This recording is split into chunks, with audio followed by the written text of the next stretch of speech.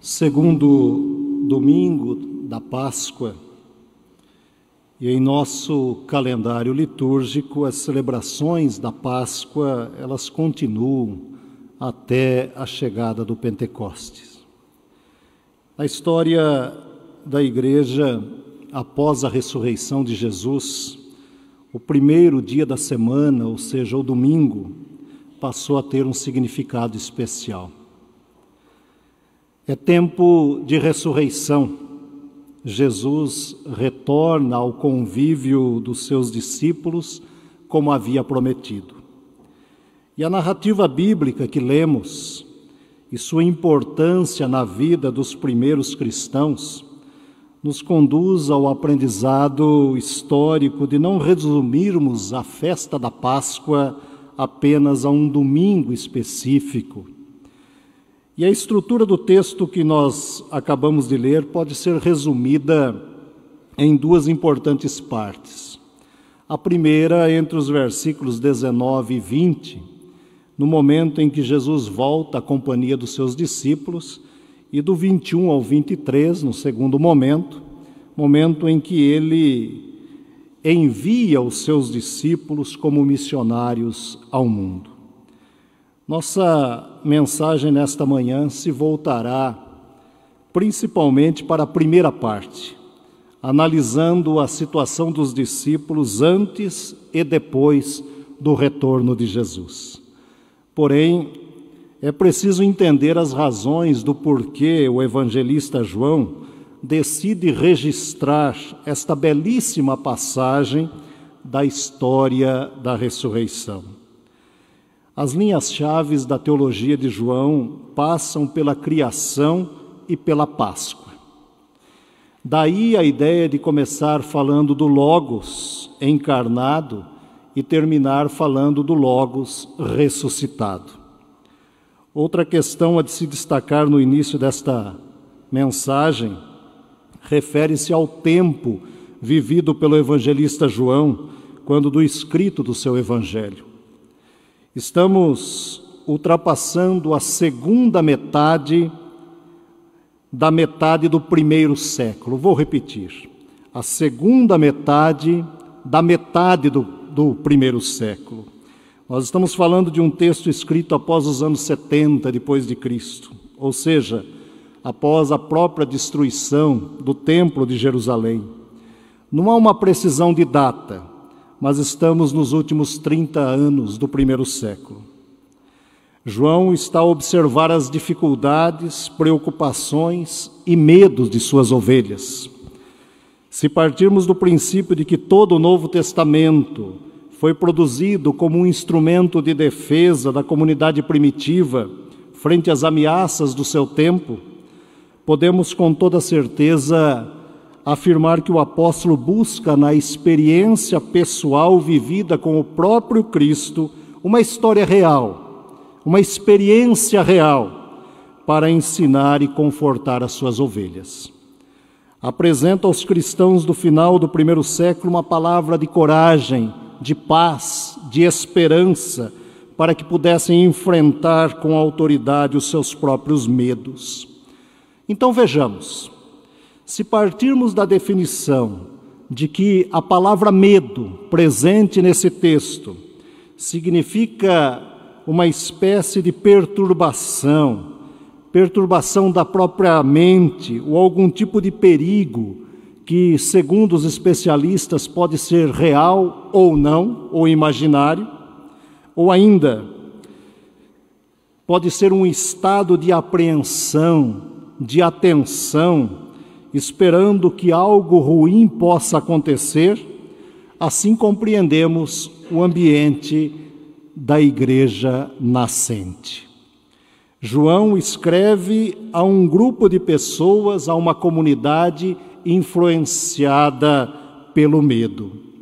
Eram tempos de incertezas, de inúmeras pregações e ensinos que fugiam da essência do Evangelho. Havia também momentos de tristezas, de tensões, de dúvidas. E tudo isso fazia parte do dilema da comunidade pastoreada por João no final do primeiro século. O medo era um dos temas vigentes, pois o medo pairava sobre os cristãos daquele tempo. A insegurança que gerava o medo era uma certeza diária daquele grupo de pessoas, daquela geração, sabedora que as perseguições eram inevitáveis. Era uma questão de tempo. Um outro fator a ser destacado refere-se ao fato de que uma nova geração de cristãos, já no final do primeiro século, estava surgindo. Geração essa que não havia conhecido Jesus pessoalmente. Essa nova geração não vivera a experiência da convivência diária com o Cristo ressuscitado. O Cristo ressuscitado precisava ser apresentado em fatos, através de testemunhos reais, oculares ou testemunhas oculares, e João era uma delas. E João busca nessa história real que lemos, provocar a imaginação da comunidade sobre como os discípulos viveram e venceram o tema do medo, tão presente no período pós-ressurreição. Era preciso abrir as trancas das portas e caminhar pelo próprio caminho da vida, que se chama Cristo Jesus. Do Cristo que abrira as portas da casa onde estavam os discípulos, mostrando que o caminho da vida havia ressuscitado. Diante de tanta violência que presenciamos diariamente, e também a partir da experiência vivida pelos discípulos, analisemos alguns aspectos importantes daquilo que chamo aqui de alguns membros da família do medo. Essa família é muito grande, mas desejo focar nossa fala em apenas 3 aspectos que estiveram presentes na vida daqueles discípulos. E no tempo de João, já no final do primeiro século, quando escreve o seu evangelho. Se não vejamos, no primeiro momento, vale a pena refletirmos um pouco sobre a questão do medo, o medo vivido pelos primeiros cristãos diante das constantes ameaças. Os discípulos não estavam de portas trancadas por acaso. Havia um perigo eminente. Diante da consciência do perigo ou de ameaças reais, foram tomados pelo pavor e fobia. O medo era em relação às atitudes dos líderes judaicos. A liderança religiosa causava medo naquele pequeno grupo de cristãos.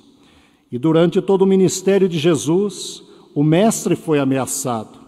E agora sozinhos, sentiam-se ameaçados. Afinal de contas, aderiram ao projeto daquele que era chamado de Jesus de Nazaré. Tudo estava muito confuso em suas mentes.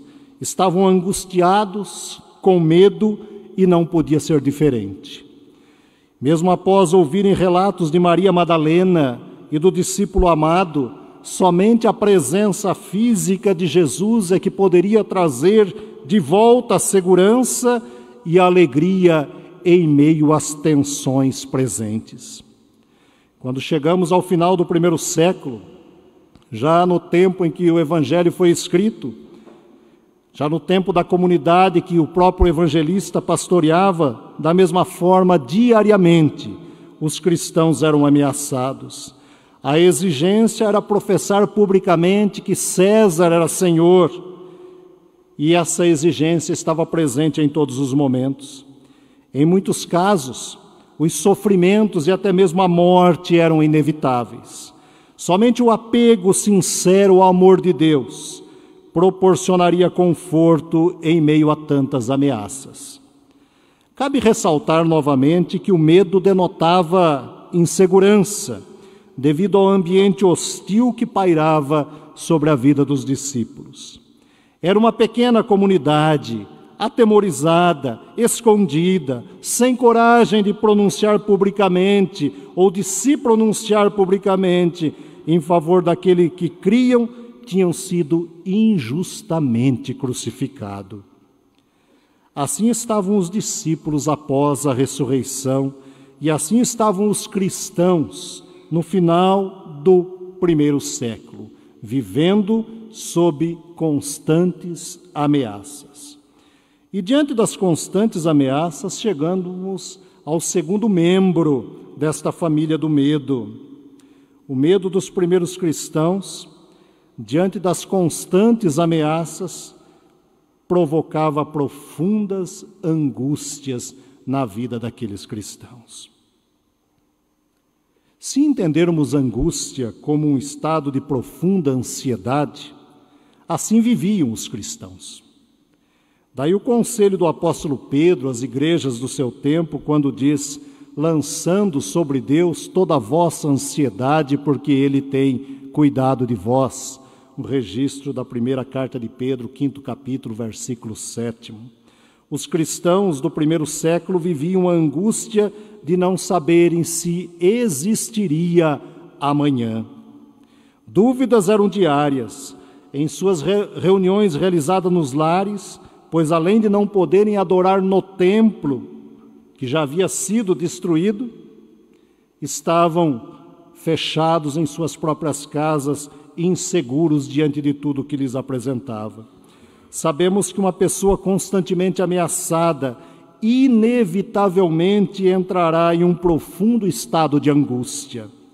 Será tomada e dominada pela tristeza, devido à inevitável insegurança. Assim era a vida dos primeiros cristãos, aos quais o apóstolo escrevia. Ouvir a história de Cristo, da sua ressurreição e vitória, proporcionava o renovar da esperança e a capacidade de olhar para o futuro e caminhar pelo caminho da vida. A certeza de um Deus amoroso renovava a esperança e proporcionava àqueles irmãos a convicção de um amanhã melhor.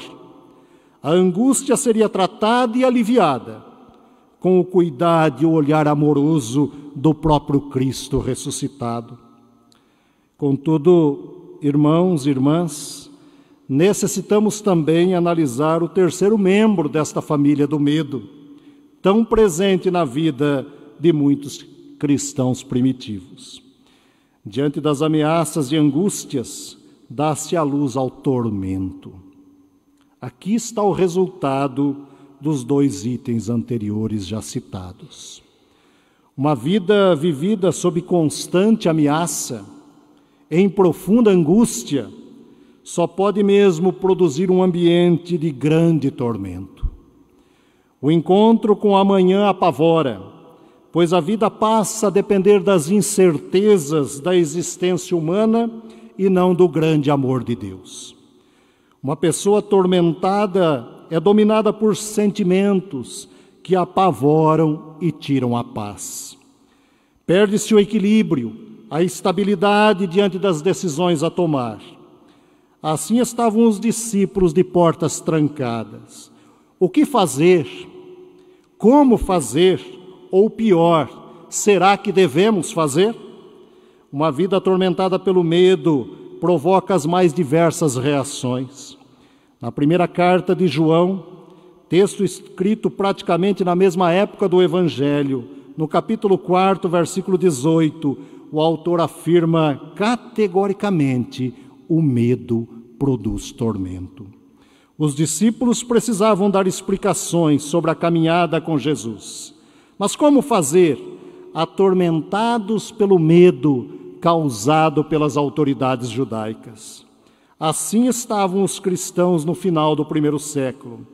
A beleza da mensagem bíblica registrada pelo evangelista e pregada aos primeiros cristãos está no fato de que as portas daquela casa em que estavam os discípulos foram abertos por aquele que é o próprio caminho.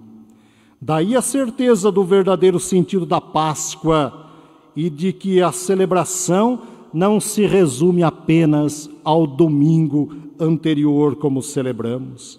Páscoa deve ser um estilo de vida, um jeito novo de viver a vida, anunciando a ressurreição.